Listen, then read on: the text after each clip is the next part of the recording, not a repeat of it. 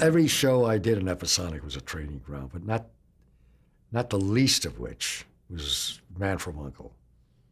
That was the best. That was like summer stock is to an actor in terms of training and in terms of shaking out all of the and given an opportunity to break the envelope a little bit. The wonderful thing about Man from U.N.C.L.E. was that it was an innovative and very daring and a very wild, free style kind of show. It had whip pans, for instance, were used for the first time. Gave it a sense of energy, and there was this twinkle that Bob Vaughn and David had about the whole role. This was a fictitious organization named U.N.C.L.E, U.N.C.L.E, involving a very broad, wonderful concept of peace and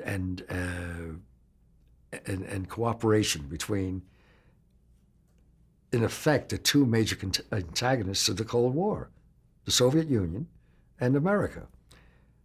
David played the Soviet spy who was part of the UN agency, etc. But the humor that the show had and the tongue-in-cheek attitude saved it from being a heavy polemic, because nobody was doing a story about Soviet and American friendship joining together to fight the common enemy. Well, that was the genesis of the thing, but it wasn't played with that kind of heaviness. And so anything went. Now, not only that, but I was working in the mother church, MGM, with 3 lots available to me. And all those 3 lots were loaded with sets that were fantastic, that were filled with nostalgia because of all the major classics that were shot on the Showboat, on the French Village with a bridge crossing a river, New York Street. All of that was available to all of us, to the writers and to the directors of Man from U.N.C.L.E. Invent scenes, which is what we had to do, of using the available infrastructure of MGM Studios. So that's Kid in a Candy Store.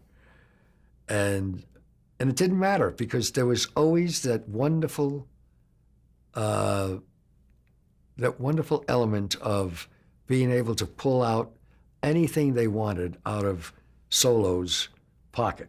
If it was a gun, he would have a gun. If it was a tape recorder, if it was a pen that you can speak to, it didn't matter. The prop man was probably one of the most creative contributors on that show because he would invent things that, a dart in the back of the net, whatever. And I guess one of the most informative and dynamics that I picked up with was that in addition to all of the sets that were available at MGM, they also had the dance crane. A dance crane at the time held a camera practically off the floor and could go up about 18 feet.